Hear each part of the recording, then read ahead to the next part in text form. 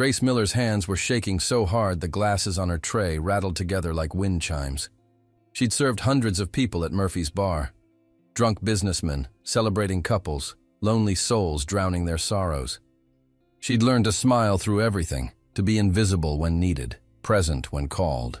But seeing Luke walk through that door, his arm around her, the woman with perfect blonde hair and a laugh that carried across the entire room, shattered something Grace had been holding together with tape and prayer. "Grace," Murphy called from behind the bar. "Table 7 needs refills." Table 7. Luke's table. She forced her feet to move, forced the smile to stay plastered on her face. Professional, invisible, just doing her job. "Another round?" she asked, voice steady despite the earthquake in her chest. Luke looked up. For a moment, just a fraction of a second, something flickered in his eyes. Guilt? Recognition? Then it was gone, replaced by cold indifference. "Yeah, and make it quick this time." He turned back to his date without another word, like Grace was furniture. Like the 3 years they'd spent together meant nothing. Like she meant nothing. His date, Madison, Grace had heard him call her, giggled at something on her phone. "Babe, look at this." Babe, the word he used to call Grace. She took their order, walked back to the bar on legs that felt like water, and somehow made it through the rest of her shift without falling apart. When Murphy finally said she could go, Grace grabbed her coat and pushed through the back door into the alley. The November air hit her face like a slap, cold and sharp and real. And then, finally, she let herself cry. Not loud, dramatic sobs, just silent tears that slid down her cheeks and dripped onto her worn shoes. She pressed her back against the brick wall, hugging her coat tight around her chest like it could hold the broken pieces together. Why am I never enough? The thought came unbidden, cruel. Her mother had left when she was 12. Her father worked oil rigs and came home twice a year. Luke had promised forever, then walked away like she was disposable. Grace wiped her face with her sleeve, trying to pull herself together. She had class tomorrow morning, had to study, had bills to pay. No time for this. "Excuse me." The voice came from her left, deep, quiet, careful. Grace's head snapped up. A man stood a few feet away, hands in the pockets of an expensive-looking coat. Tall, dark hair, strong jawline. Even in the dim alley light, she could see the sharpness in his features, the kind of face that belonged on magazine covers or boardroom portraits. He wasn't looking at her like men usually did, not with hunger or pity or dismissal. He was looking at her like he was trying to solve an equation, and she was the most important variable. "I'm sorry to intrude," he said, voice still low. "I was across the street. I saw you come out. You seemed—" He paused, seeming to choose his words carefully. "Are you all right?" Grace's first instinct was to lie. To say she was fine, nothing to see here, please go away. But something in his eyes stopped her. They were brown, deep brown like rich coffee, and they held something she couldn't quite name. Understanding, maybe, or recognition of pain. "I'm okay," she said anyway, because what else do you say to a stranger? "Just a long night." He took one step closer, still keeping respectful distance. "The man inside, the one at table 7, he hurt you." Oh, it wasn't a question. Grace's throat tightened. "It's complicated. It usually is." He was quiet for a moment. "I'm Austin." "Grace. Grace." He said her name like he was testing how it felt. "I know this is forward. I know you don't know me. But I need to say something, and then I'll leave you alone." She nodded, too tired to argue. Austin's jaw tightened, and when he spoke again, his voice carried a weight that made her chest ache. "He should have treasured you." Grace's breath caught. 4 words, simple, direct, but they landed like an anchor, heavy and real and undeniable. "You don't even know me," she whispered. "I know enough." He pulled a business card from his pocket, held it out. "I also know that crying in an alley at 11 p.m. on a Tuesday usually means someone needs a change. If you're interested in a job, legitimate, well-paying, flexible hours. Call that number.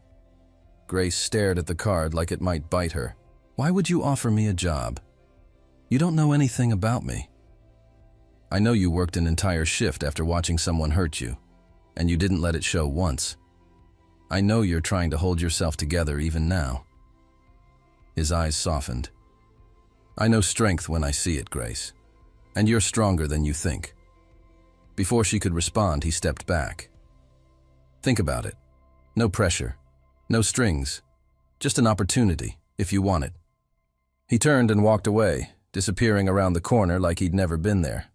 Grace stood in the alley, his card in her trembling hand, reading the name embossed in elegant silver letters. Austin Kingswell, CEO, Kingswell Foundation. Below it, a phone number. She knew that name. Everyone in the city knew that name.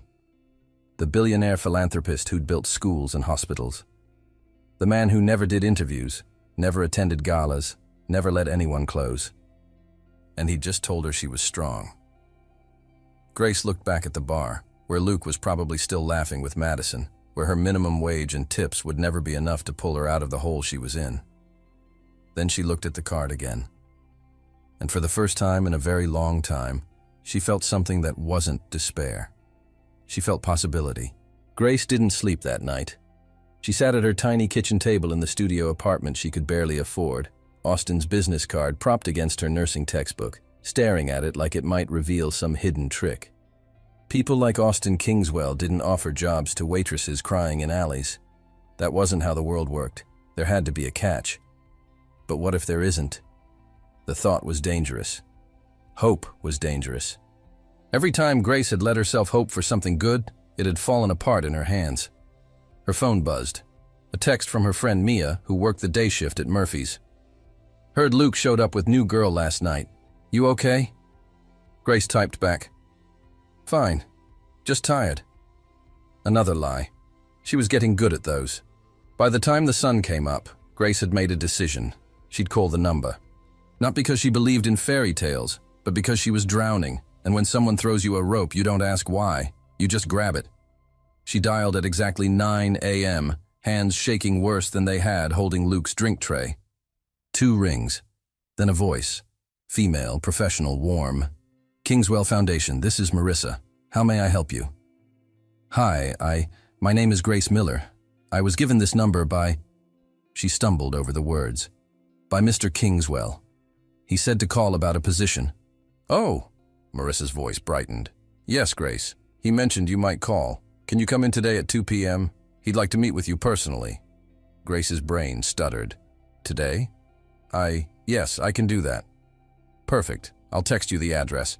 Business casual is fine. And Grace? Marissa's voice softened. Don't be nervous. He's much nicer than the media makes him seem. The call ended. Grace stared at her phone like it had just spoken a foreign language. This was really happening.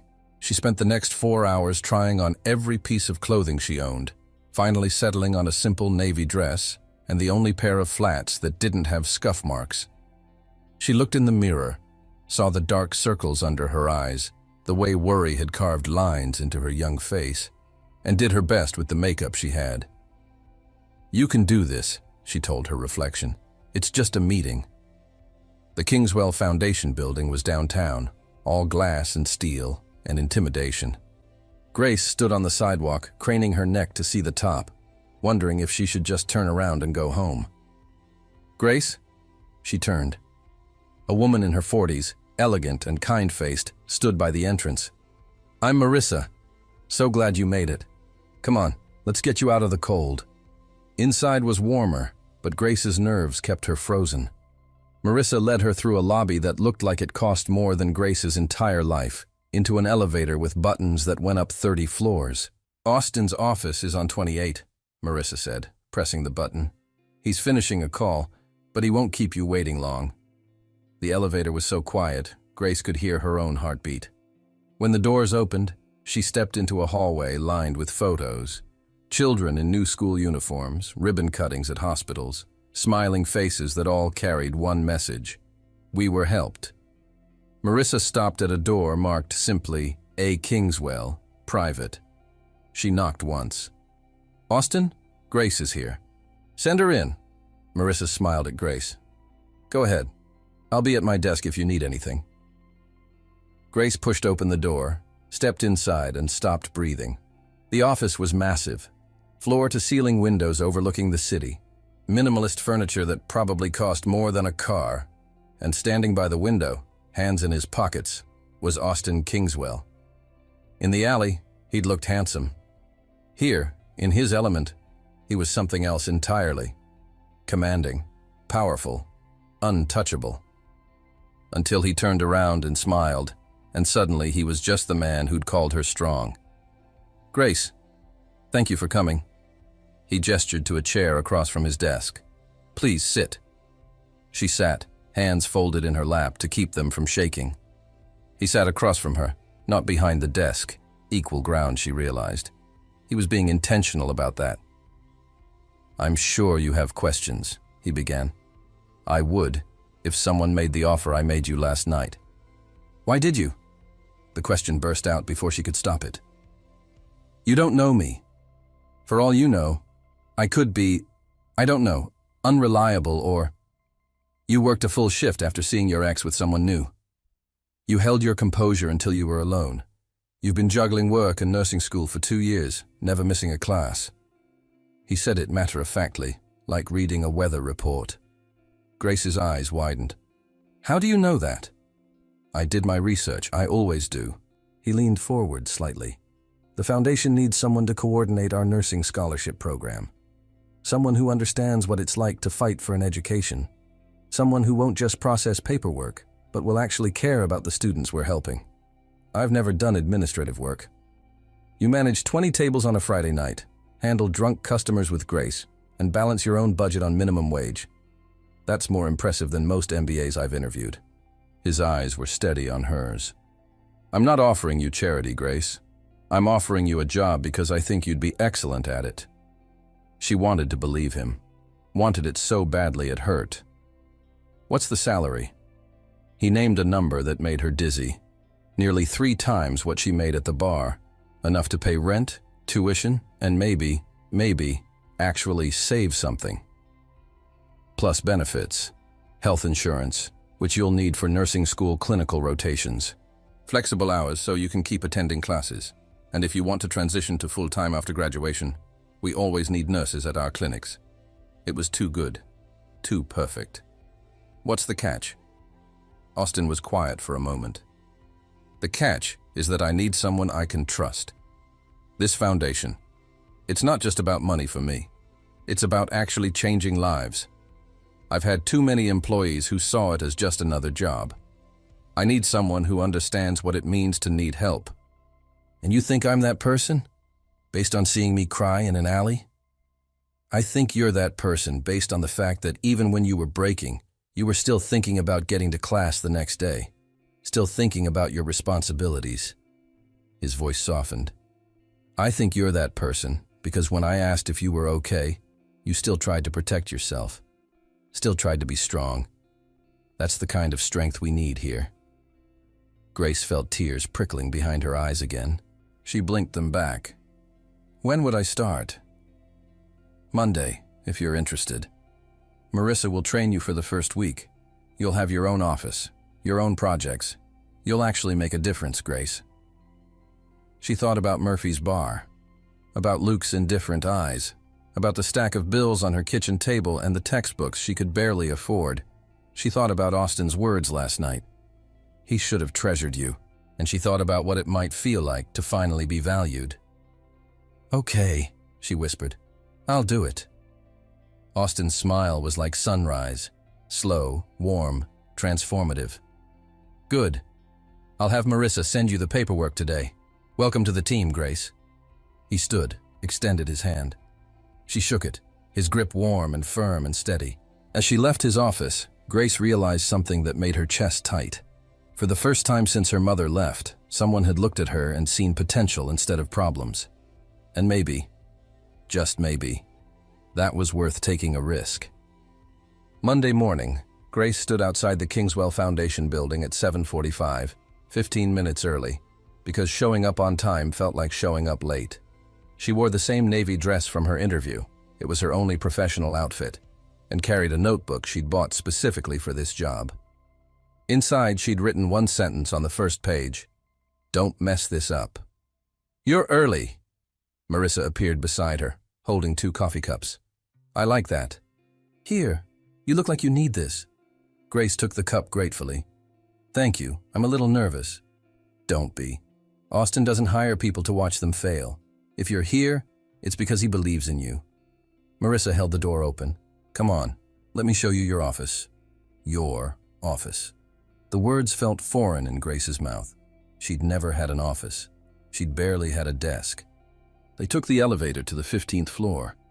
Not as high as Austin's office, but still higher than Grace had ever worked. Marissa led her down a hallway with frosted glass walls, stopping at a door with a nameplate that made Grace's breath catch.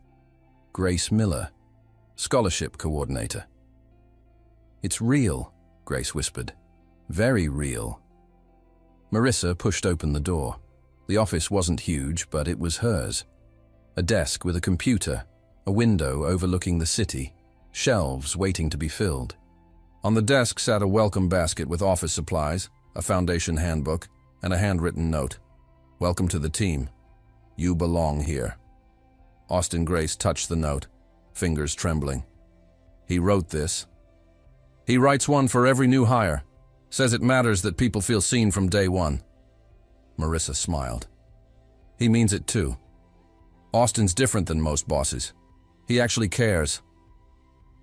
The morning was a whirlwind.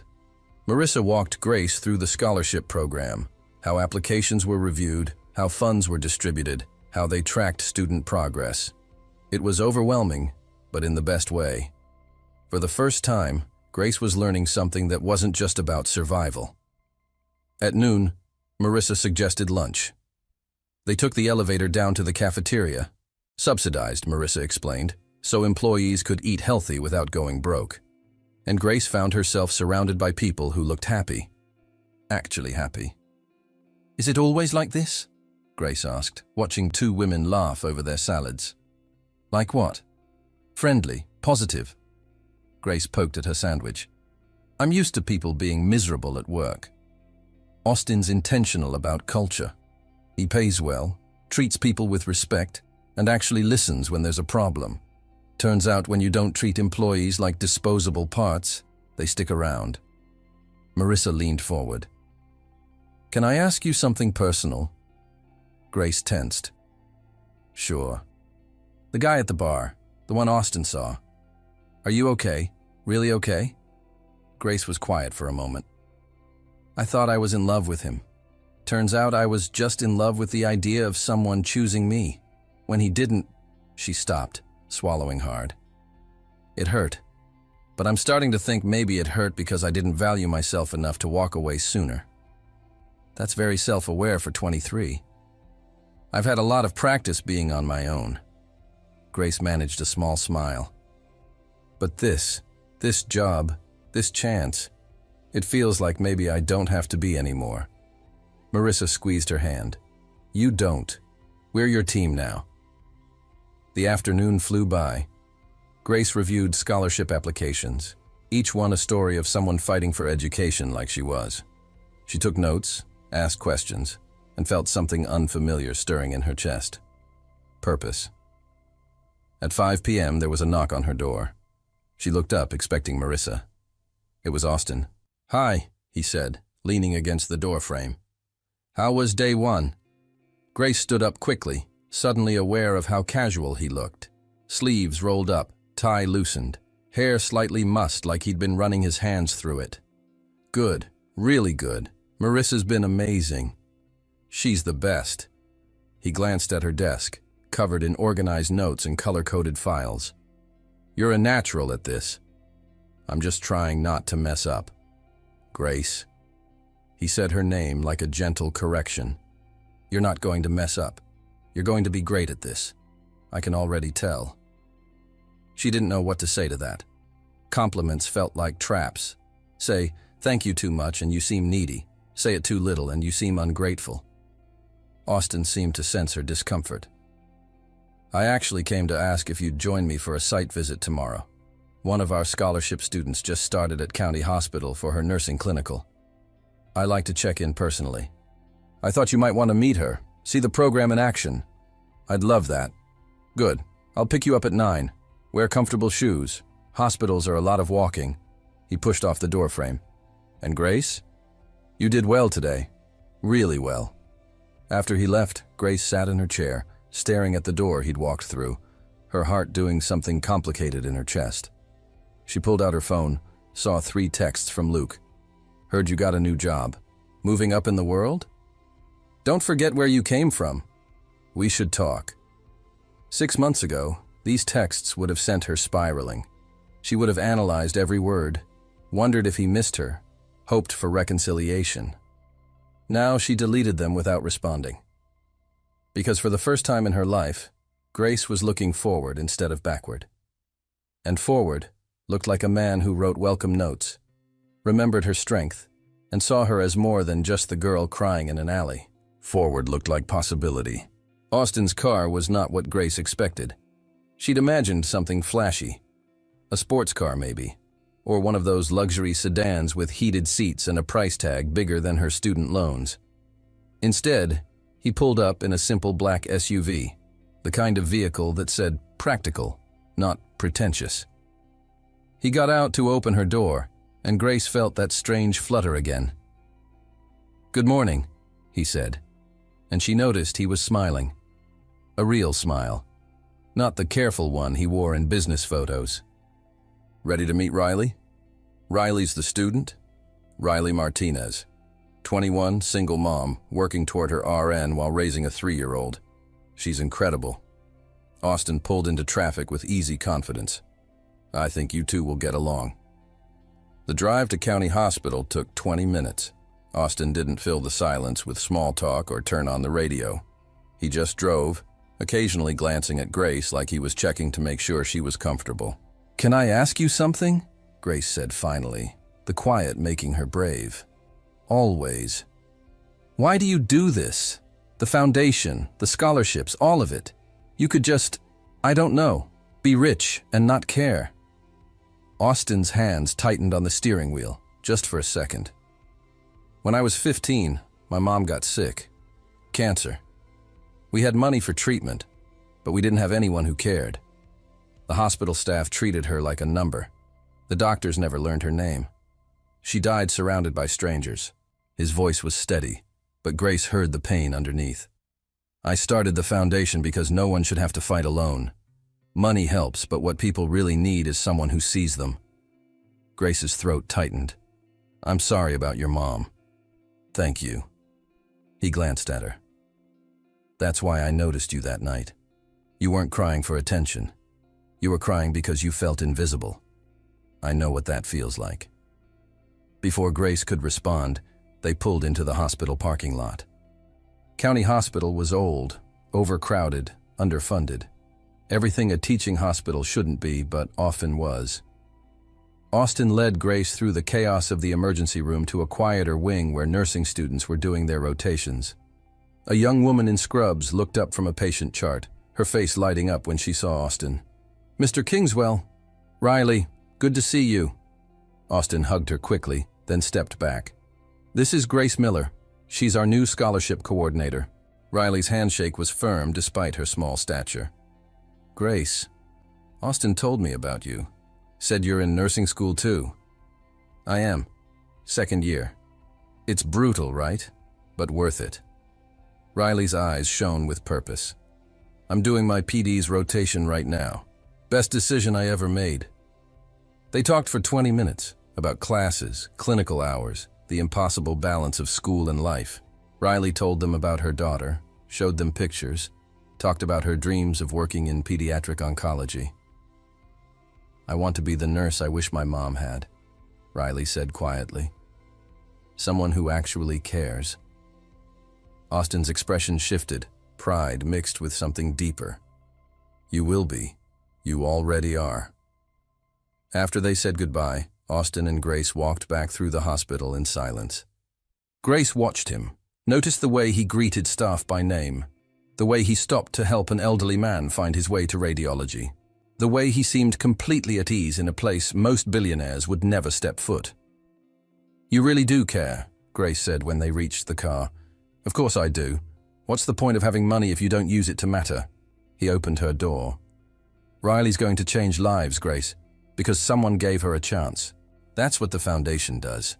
We give chances to people the world overlooks." Grace slid into the passenger seat, her mind spinning. "Like me?" Austin paused before closing her door. "Especially like you." On the drive back, Grace asked more questions. About the foundation, about other students, about Austin's vision. He answered everything, his voice warming as he talked about the work. But when she asked about his father, his face shuttered.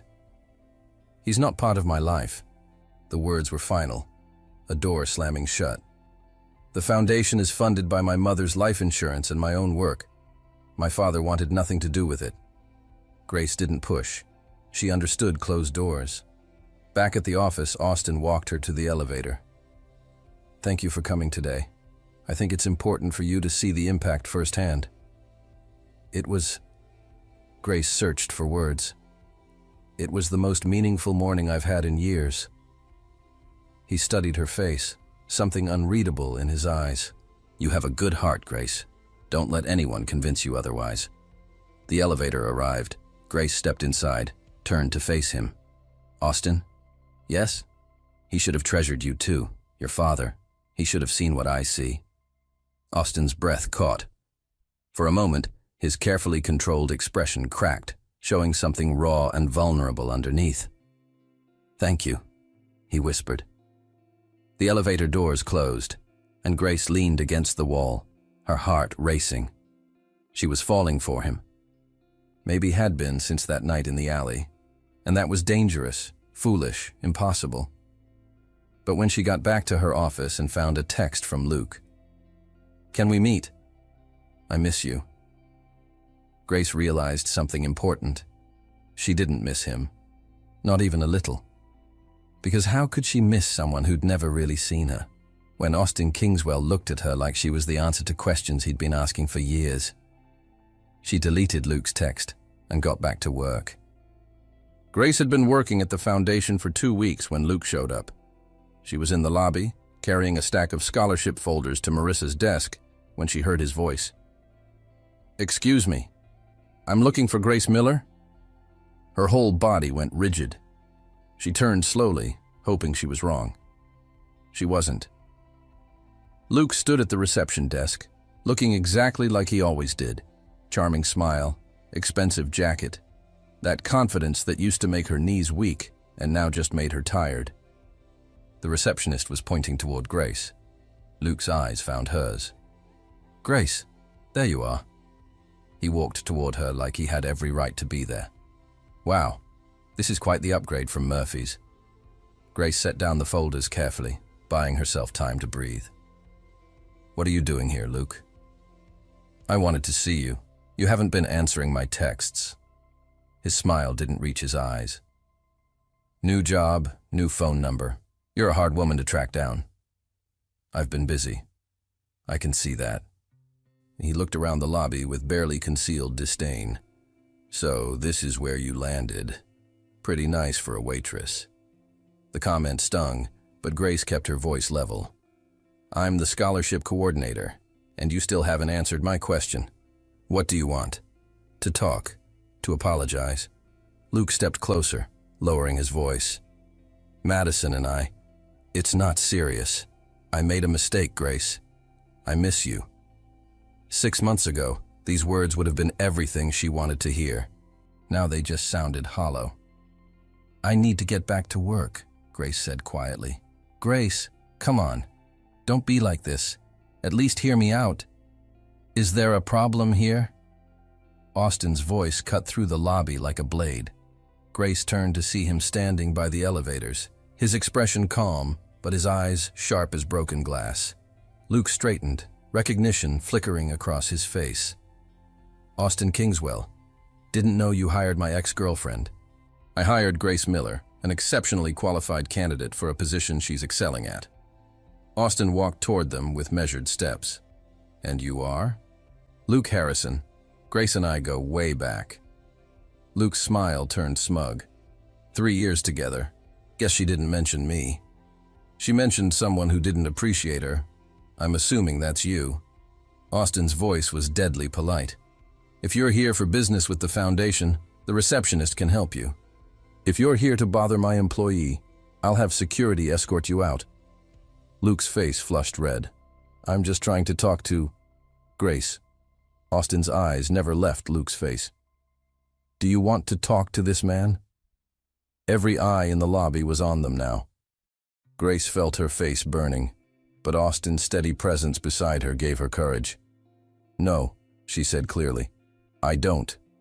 "There's your answer." Austin gestured toward the door. "Please leave." Luke looked between them, jaw clenched. "This is ridiculous. Grace, you're really going to let him?" "Mr. Harrison." Austin's voice dropped to something dangerous. "I asked you politely. I won't ask again." For a moment, Grace thought Luke might actually argue, but something in Austin's eyes, something cold and absolute, made him think better of it. "This isn't over," Luke said to Grace, then turned and walked out. The lobby slowly returned to normal activity, but Grace felt like she was vibrating out of her skin. "I'm so sorry. I didn't know he'd come with me." Austin's hand found the small of her back, gentle but steering her toward the elevator. "My office. Now." They rode up in silence. Grace's mind raced with worst-case scenarios. He was going to fire her. This was too much drama. She'd brought her personal mess into his professional space. The elevator doors opened. Austin led her to his office, closed the door behind them. "Sit." He pointed to the couch, not his desk. Grace sat, hands twisted in her lap. Austin poured 2 glasses of water from the bar in the corner, handed her one, then sat beside her, not across, beside. "Are you okay?" "I'm fine. I'm sorry he came here. I never told him where I worked." "Grace." Austin's voice was firm but gentle. "Stop apologizing. You did nothing wrong." "But he made a scene." "He made a scene, not you. He showed up uninvited, made you uncomfortable, and refused to leave when asked. That's on him, not you." Austin's jaw tightened. "Is he dangerous? Do I need to be worried about him coming back?" "No, he's just persistent. He doesn't like losing control." "Losing control of what? You're not his property." "I know that, but Luke, he's used to getting what he wants. And when I stopped answering his texts, Grace's voice cracked. "He probably thought showing up here would make me feel small. Remind me I'm just a waitress who got lucky." Austin was quiet for a long moment. When he spoke, his voice was low and intense. "Grace, look at me." She did. His eyes were blazing. "You are not lucky. You are talented, hardworking, and brilliant at this job. You earned this position. You belong here. And anyone who makes you feel otherwise is lying to you and themselves." His hand covered hers on the couch. "Do you understand?" Grace nodded, not trusting her voice. "If he comes back, you tell security immediately. If he contacts you again, you tell me. I will handle it." Austin's hand squeezed hers gently. "You're not alone, Grace. Not anymore." The tears she'd been holding back spilled over. Austin didn't tell her to stop crying. He just handed her tissues and sat with her while she fell apart, his presence solid and real and safe. When Grace finally pulled herself together, she managed a watery smile. "Some scholarship coordinator I am, crying in the boss's office. Some boss I am, making my employees cry." Austin's lips quirked. "We're quite a pair." Grace laughed despite everything. "Why are you so nice to me?" The question seemed to catch him off guard. He was quiet for a moment, his thumb absently tracing circles on the back of her hand. "Because someone should be," he said finally. "And because—" He stopped, seeming to wrestle with something. Because when I look at you, I see someone who's been fighting her whole life to be seen. And I understand that. More than you know. Grace's heart did that complicated thing again. Austin. A knock on the door interrupted them. Marissa poked her head in. Sorry to interrupt. Austin, your 2 o'clock is here. Tell them I'll be 5 minutes. Austin stood, helped Grace to her feet. Take the rest of the day. Go home, rest. Come back tomorrow ready to prove to yourself that you belong here. I don't need the day off. I know you don't need it. I'm giving it to you anyway. His hand touched her shoulder briefly. And Grace? That man in the lobby? He's your past. You're building your future now. Don't let him take up space in it. Grace nodded, throat too tight to speak. As she gathered her things and headed for the elevator, she realized something that both thrilled and terrified her. Austin Kingswell wasn't just her boss. He wasn't just the man who'd given her a chance. He was becoming the person she trusted most in the world, and that was the most dangerous position of all. Absolutely not. Grace stared at the dress hanging in her office like it might attack her. There's no way I can wear that. Marissa laughed. It's just a dress, Grace. That's not just a dress. That's... Grace gestured helplessly at the emerald green silk that probably cost more than her rent. That's a statement. That's a look at me, I belong here dress. And I don't belong at a gala with billionaires and... Austin wants you there. Marissa said it gently but firmly. The Foundation's annual fundraiser is our biggest event. All the scholarship coordinators attend. It's part of the job. Grace had been dreading this for 2 weeks, ever since Austin mentioned it. A black tie gala at the city's most exclusive hotel. 500 guests, donors, politicians, socialites, people who would take one look at Grace and know she didn't belong. I don't even know how to do this kind of thing. What do I talk about? How do I? You talk about the scholarship program, about Riley and the other students, about the work that matters. Marissa squeezed her shoulder. And you let Austin handle the rest. He's good at this, even if he hates it. That surprised Grace. He hates galas. Hates everything about them. The fake conversation, the performance of it all. But he does it because it funds the foundation. Marissa smiled. He'll probably spend most of the night looking for an escape route. Maybe you can be his excuse to leave early.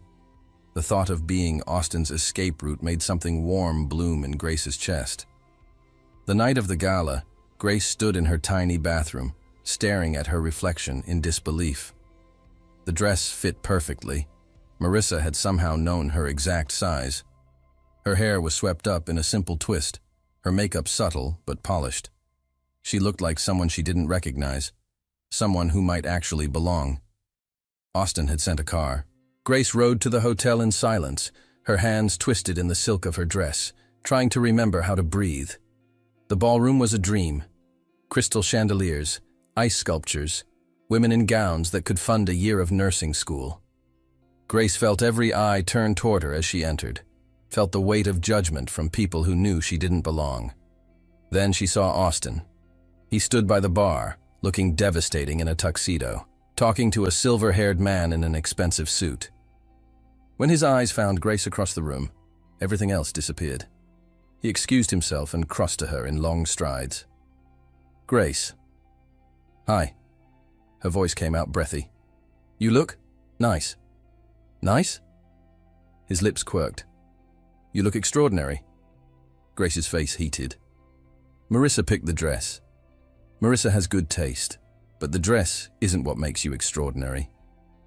His eyes held hers, serious and intent. You are. Before Grace could respond, a woman in diamonds appeared at Austin's elbow. Austin, darling, you haven't introduced me to your date. Grace Miller, our scholarship coordinator. Grace, this is Patricia Worthington, one of our major donors. Patricia's smile was sharp as knives. Scholarship coordinator. How lovely. And where did you study, dear? The question was a trap. Grace recognized it immediately. I'm currently finishing my nursing degree at State. Oh, State. Patricia's tone said everything her words didn't. How ambitious. Grace is one of the most capable people on our team, Austin said, his voice cool. The students love working with her. I'm sure they do. Patricia's eyes swept over Grace dismissively. Austin, we simply must talk about the hospital expansion. Excuse us, dear. She pulled Austin away before Grace could respond. He looked back over his shoulder, apology in his eyes, but Patricia had him cornered by a group of suited men. Grace stood alone in the ballroom, drowning in silk and inadequacy. First gala? Grace turned to find a kind-faced woman in her 60s smiling at her. That obvious? Only because you look like you'd rather be anywhere else. The woman extended her hand. Margaret Chen. I run the literacy program with the foundation. Grace Miller. Scholarships. Ah, you're the one Austin won't stop talking about. Margaret's eyes twinkled. He says you're transforming the program. He talks about me. Constantly. It's refreshing, actually. Austin usually only talks about work. Margaret leaned in conspiratorially. I've known him for 5 years. I've never seen him look at anyone the way he looks at you. Grace's heart stumbled. He's my boss. Margaret didn't sound convinced. Well, your boss is heading this way and looks like he's about to commit murder. Grace turned. Austin was indeed approaching, and his expression was thunderous. Grace, we're leaving. What? But the gala just started. I don't care. We're leaving. Now. He took her hand, started leading her toward the exit. Austin, what's wrong? He didn't answer until they were outside, the cool night air a shock after the stuffy ballroom. Then he turned to her, jaw tight with fury. Do you know what they were saying in there? About you? About us? Grace's stomach dropped. What were they saying? That you're sleeping with me for the job, that you're a... His hands clenched into fists. I won't repeat the words, but I will not stand in a room and let people disrespect you like that. Austin, no. Listen to me. He stepped closer, his eyes burning into hers. I brought you to this gala because you're brilliant at your job, because you deserve to be here, because every single person in that room should know the foundation is stronger because of you. His voice dropped. Not because of anything else. Never because of anything else. Grace's eyes stung.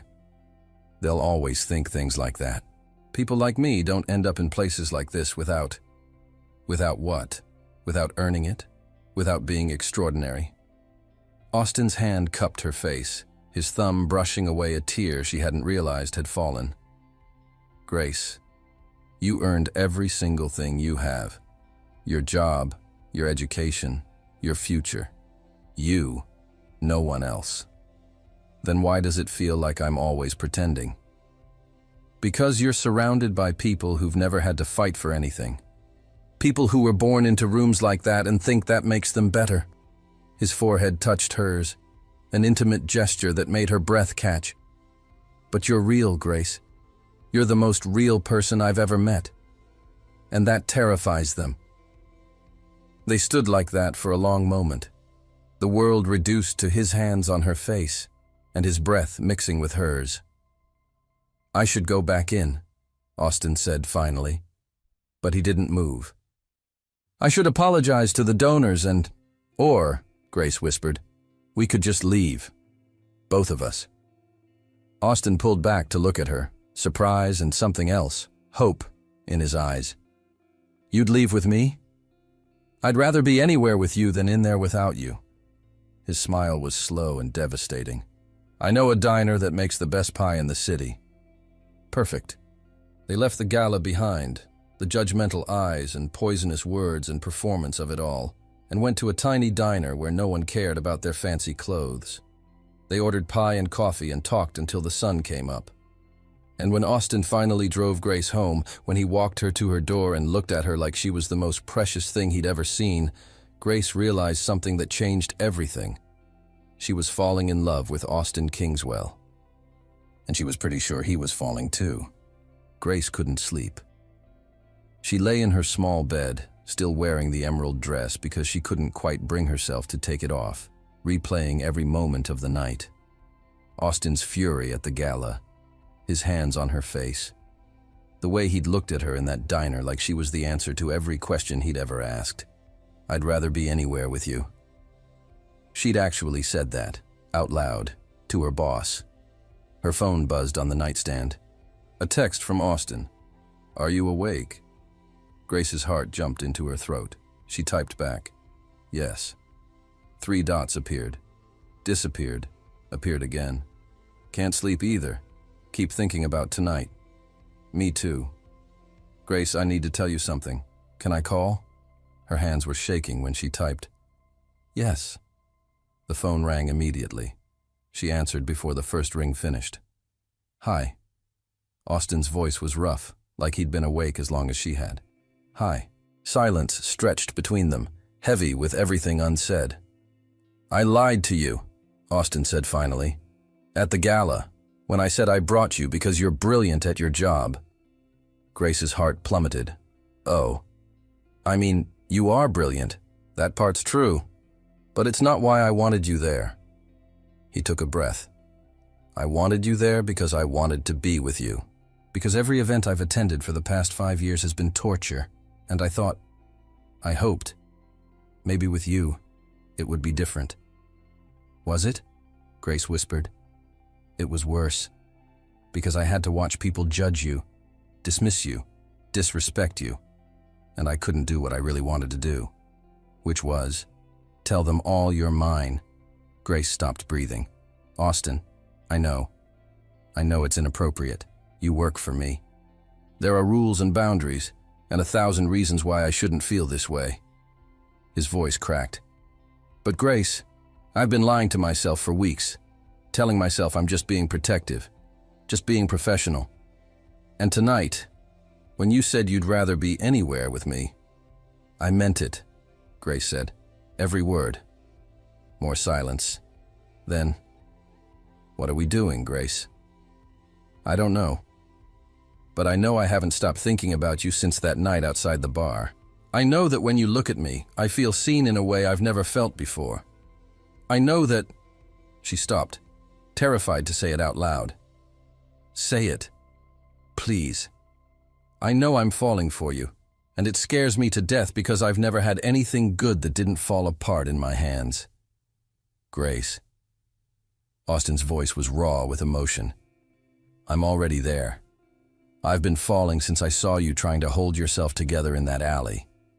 Since you walked into my office and challenged me. Since you looked at Riley and saw yourself and didn't feel sorry for yourself. You felt inspired." Tears streamed down Grace's face. "This is crazy. You're my boss. I'm nobody. Stop. Right now, stop." Austin's voice turned fierce. "You are not nobody. You're the woman who makes me want to be better, who makes me remember why the foundation matters, who looks at me and sees me, not just what I can give or what I'm worth."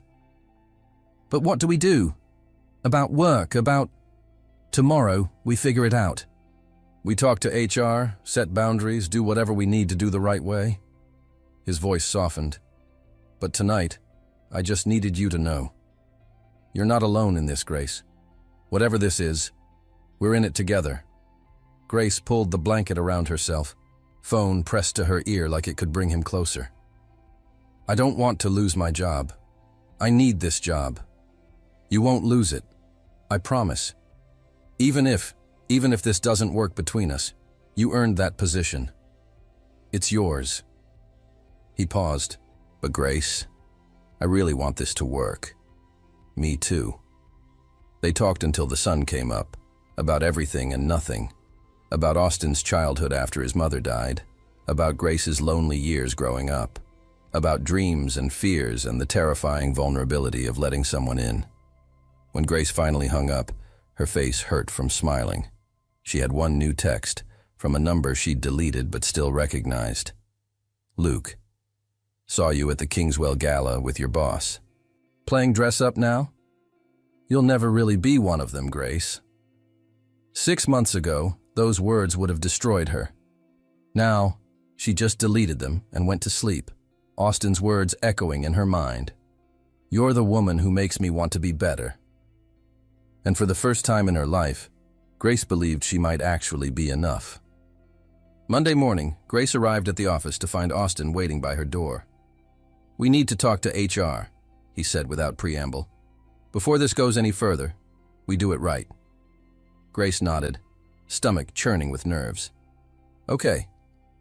Jennifer Kim, the foundation's HR director, listened to their carefully rehearsed explanation with an unreadable expression. Grace sat on the edge of her chair, hands twisted in her lap, certain this was the end of everything. So, Jennifer said finally, you're telling me you've developed feelings for each other, but nothing has happened that would constitute a relationship violation of our workplace policy. Correct, Austin said. We wanted to be transparent before anything progressed. And you understand that as CEO and employee, there are significant power dynamics at play? Yes. Austin's jaw was tight. Which is why Grace should be reassigned to someone else's supervision. I won't put her in a position where her career advancement is questioned because of our relationship. Grace's head snapped toward him. They hadn't discussed this. Jennifer looked between them. Grace, how do you feel about that? Grace swallowed hard. I don't want special treatment, but I also don't want to lose my job because I have feelings for someone. You won't lose your job. Jennifer's expression softened. This isn't the first time this has happened at the foundation, and I'm sure it won't be the last. You both came to me before anything inappropriate occurred. That shows integrity. She pulled out a form. I'm going to recommend Grace be reassigned to report to Marcus in development. You'll still work with the scholarship program, but Austin won't be your direct supervisor. That removes the immediate conflict of interest. That works, Grace said quietly. As for a personal relationship, as long as it doesn't interfere with work, and as long as there's no favoritism or abuse of power, the foundation doesn't prohibit it. Jennifer looked directly at Austin. But I'm putting you both on notice. The moment this becomes a problem, for Grace's career, for team morale, for the foundation's reputation, we revisit this conversation. Understood? Understood, they said in unison. Walking out of Jennifer's office, Grace felt like she could finally breathe. Austin's hand found hers in the elevator. Are you okay? He asked. I think so. Are you? I'm better than okay. He squeezed her hand. Can I take you to dinner? Actual dinner, not a business meeting disguised as dinner. A real date. Grace's smile felt like sunshine. I'd like that. Tonight? Tonight. That evening, Austin picked her up at 7 in casual clothes, jeans and a sweater that made him look younger, more approachable. He took her to a small Italian restaurant tucked away in a neighborhood Grace had never explored. No photographers, no society pages, Austin explained as they were seated at a corner table. Just us. The dinner was perfect. They talked like they had on the phone, easy and honest and real. Austin told her about his dreams for the foundation, about places he wanted to travel but never had time for. Grace talked about her nursing finals, about her hope to specialize in pediatrics like Riley. When Austin reached across the table and took her hand, it felt like the most natural thing in the world. I need to tell you something, he said, about that night at the bar, when I saw you. Okay? I wasn't just passing by. I was leaving a business dinner and I was thinking about ending it all. Not... He stopped, clarified quickly. Not my life, but the foundation, the company, everything. I was so tired, Grace. Tired of the performance, the loneliness, the feeling that nothing I did actually mattered. Grace's hand tightened on his. And then I saw you, crying but trying so hard to be strong. And I thought, here's someone who's actually fighting for something real, who hasn't given up even though she has every reason to. His eyes met hers. You saved me that night, Grace. Not the other way around. Tears pricked her eyes. Austin, I'm not telling you this to make you feel responsible for me. I'm telling you because you need to know. You matter. To me, to the foundation, to every student whose life you're changing. You matter. Grace stood up, circled the table, and kissed him. It was soft and sweet and tasted like hope. When they pulled apart, Austin's eyes were bright with emotion. I've wanted to do that since the diner, Grace whispered. I've wanted you to do that since the alley. They left the restaurant hand in hand, walking through the quiet streets like they had all the time in the world. But the next morning, Grace woke to a notification that shattered their perfect bubble. A gossip blog had published photos of them at the restaurant. The headline made her stomach turn. Kingswell Foundation CEO dating employee. Romance or power play? Grace called Austin immediately. Did you see? I saw. Don't read the comments. Don't let it get in your head. But she could hear the tension in his voice. I'm calling our PR team. We'll issue a statement. What kind of statement? The truth. That we're two adults who developed feelings for each other and handled it appropriately through HR. That your job has never been contingent on a relationship with me, that… Austin. Grace cut him off gently. What if they don't believe that? What if this ruins everything we've built? Then we'll build it again. Together. His voice was fierce. I'm not hiding you, Grace. I'm not ashamed of us, are you? No, never. But her hands were shaking. I'm just scared. Me too, but I'm more scared of losing you than I am of what anyone thinks. The statement went out that afternoon. The backlash was immediate and brutal. Social media exploded with takes, some supportive, most not. Grace became the waitress who seduced her billionaire boss. Austin became another rich man abusing his power. For 3 days, Grace couldn't open her phone without seeing vitriol. She stopped going to her favorite coffee shop because the barista gave her a judgmental look. She avoided the foundation's cafeteria because people whispered when she walked by. On the 4th day, Riley called her. I saw the news, Riley said without preamble, and I need to tell you something. That scholarship, it changed my life. Not just the money, the fact that someone believed in me. That someone saw me as more than just a single mom struggling to get by. Her voice was fierce. Grace, you saw me that way. You helped me believe in myself. So I don't care what the internet says. I know who you are. Grace started crying.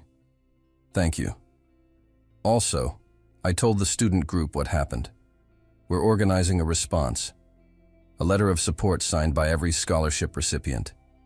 Because you deserve to know. You matter to us. The letter went viral. Hundreds of students, past and present, shared their stories of how Grace had helped them. How she'd remembered their names, their struggles, their dreams. How she'd fought for them when no one else would. The narrative started to shift. And when Austin appeared on a local news program and said, clearly and without hesitation, Grace Miller is the best thing that's ever happened to the foundation and to me, and I won't apologize for falling in love with her, Grace knew they were going to be okay. Not perfect, not easy, but okay. Together. 3 months later, Grace was taking her nursing finals when Luke showed up at the testing center. She saw him through the window as she walked out, exhausted but confident she'd passed. He was leaning against his car in the parking lot, clearly waiting for her. Grace's first instinct was to call Austin. Her second was to call security. Her third, the one she chose, was to walk straight up to Luke and handle it herself. "What are you doing here?" she asked, keeping her voice steady. "I heard you were testing today. Wanted to see if you actually went through with it." Luke's smile was condescending. "Congratulations. You managed to finish school while sleeping with a billionaire. Must be nice." A year ago, those words would have shattered her. Now they just made her tired. "Luke, I don't have time for this. I need to get to work." "Right, your very important job at the foundation." He pushed off the car. "You think you're better than me now? Better than where you came from?" "I think I'm different than I was. I think I'm stronger. I think I finally figured out my worth." Grace met his eyes steadily. "And I think you showing up here says more about you than it does about me." You're making a mistake with him, Luke said, voice dropping to something almost concerned. Guys like Kingswell don't end up with girls like you. He'll get bored, you'll get hurt, and I'll be here to pick up the pieces. Grace actually laughed. You really think I'd come back to you, after everything? Where else would you go? You think you fit in his world? You'll always be the waitress, Grace. The scholarship case, the charity project. Luke stepped closer. I'm offering you a way out before you embarrass yourself further. No. The word came out strong and clear. You're offering me a way back to being small, being invisible, being someone who accepts crumbs and calls it love. Grace shouldered her bag. I'm done being small, Luke. I'm done with you. She turned to walk away. Luke grabbed her arm. Let go of me. Grace's voice was ice. Grace, I'm trying to help you. I said let go. Is there a problem here? Grace's head snapped up. Austin stood 10 feet away, his expression terrifyingly calm. Luke dropped her arm immediately. Kingswell, didn't know you made house calls. I don't. I make girlfriend calls. Austin walked over, positioned himself slightly between Grace and Luke. She asked you to leave her alone, multiple times. You need to start listening. This is between me and Grace. There is no you and Grace.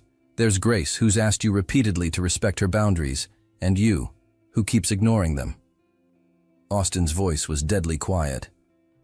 Leave, now, or I call the police and file a restraining order. Luke's face flushed with anger and humiliation. You can't just... Yes, I can. And I will. Austin pulled out his phone. Your choice.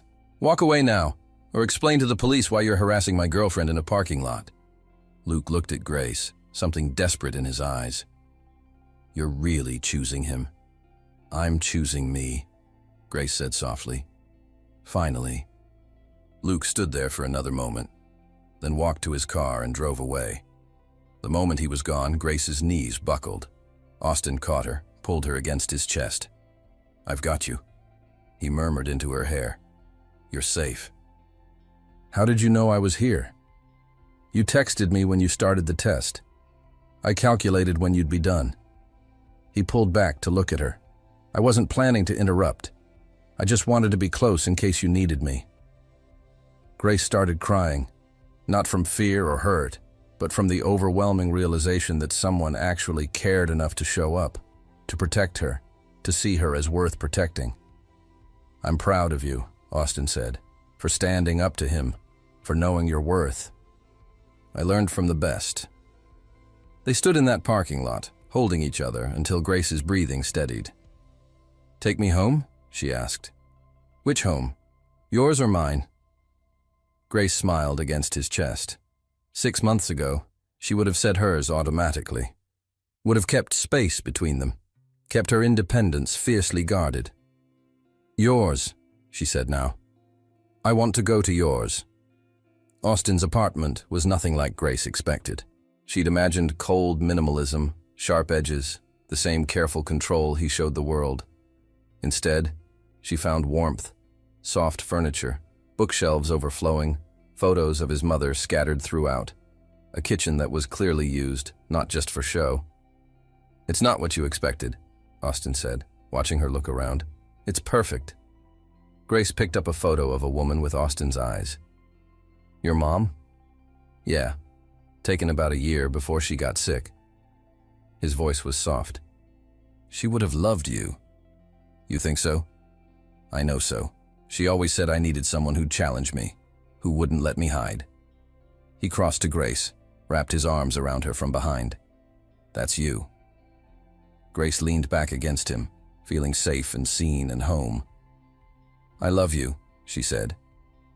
It was the first time either of them had said it out loud. Austin turned her to face him, his eyes bright with emotion. I love you too. So much it terrifies me. Good. Love should be a little terrifying. He kissed her then, deep and slow and full of promise. When they finally pulled apart, Austin rested his forehead against hers. Move in with me.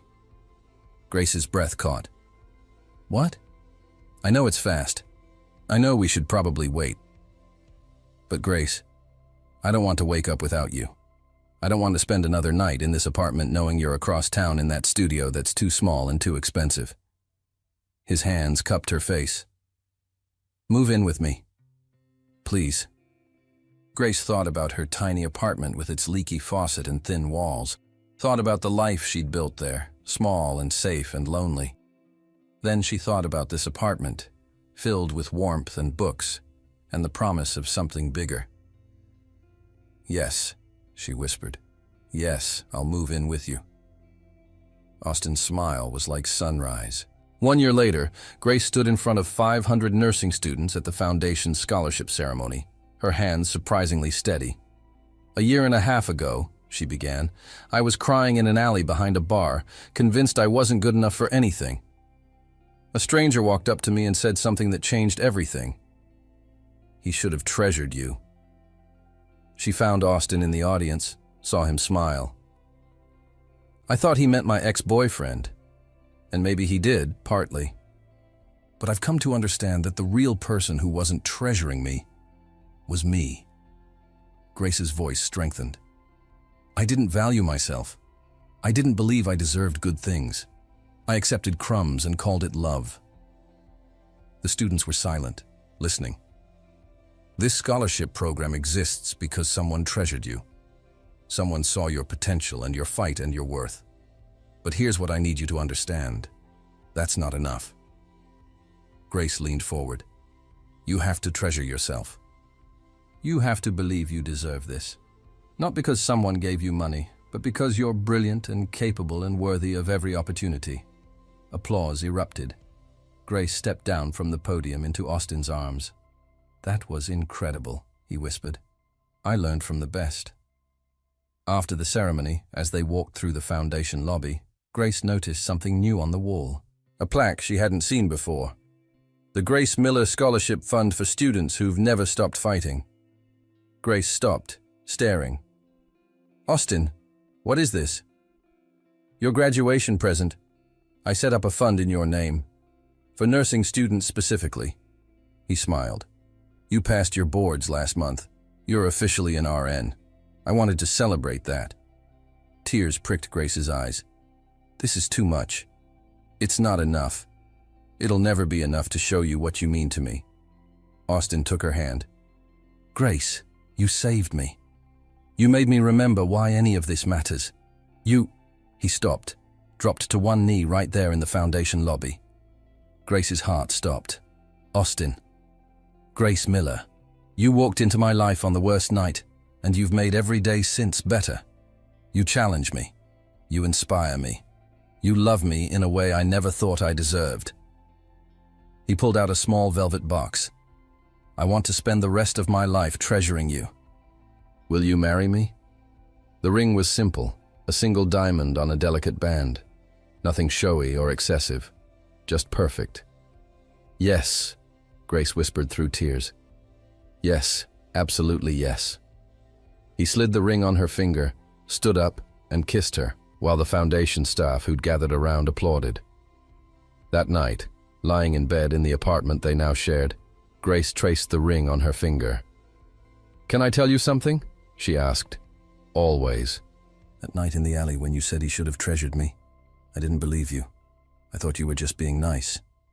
And now I know what it means to be treasured, to be seen, to be loved for exactly who I am." She turned to face him. "And I know what it means to treasure someone too, to see them completely and love them anyway." Austin pulled her closer. "Not anyway. Because I love you because you see me completely. I love you too." They fell asleep like that, wrapped up in each other, the ring catching moonlight on Grace's hand. 3 months later, they got married in a small ceremony at the Foundation. Riley was Grace's maid of honor. Margaret Chen officiated. The scholarship students lined the aisle, holding candles. When Austin said his vows, his voice was steady and sure. "Grace, you taught me that love isn't about saving someone. It's about seeing them, really seeing them, and choosing them every single day. I see you. I choose you. I treasure you. Today and always. Grace's vows were simpler. You whispered that someone should have treasured me. Thank you for showing me what that means. Thank you for seeing me when I felt invisible. Thank you for loving me when I didn't love myself. I choose you too. Always. As they kissed, as their friends cheered, as they walked back down that candle-lit aisle together, Grace thought about the girl crying in the alley. She wished she could go back and tell her, "You're going to be okay. Better than okay. You're going to be treasured." 5 years later, Grace was the Foundation's Director of Healthcare Initiatives. She'd helped hundreds of nursing students achieve their dreams. She'd opened 3 free clinics in underserved neighborhoods. And every night she came home to a man who looked at her like she was the answer to every question that mattered. On their 5th anniversary, Austin found her in their study, working on a new scholarship proposal. "Come with me," he said. "I want to show you something." He drove her to the old neighborhood, where Murphy's Bar used to be. It had been demolished 2 years ago, replaced by something new. A clinic, brand new, state-of-the-art, with a sign that made Grace's breath catch. The Grace Kingswell Community Health Center. "You built a clinic?" she whispered. "We built a clinic. With foundation funds and your vision." Austin wrapped his arms around her from behind. "This is where our story started, where I first saw you. I wanted to make sure that spot became something beautiful, something that helps people." Grace turned in his arms, tears streaming down her face. "How did I get so lucky?" "Not lucky, treasured." Austin kissed her forehead. "The way you were always meant to be." And standing there in front of the clinic built on the ashes of her lowest moment, Grace finally understood what that stranger in the alley had really meant that night. He should have treasured you. Not Luke, not anyone else. The world should have treasured her. And now, finally, beautifully, impossibly, it did.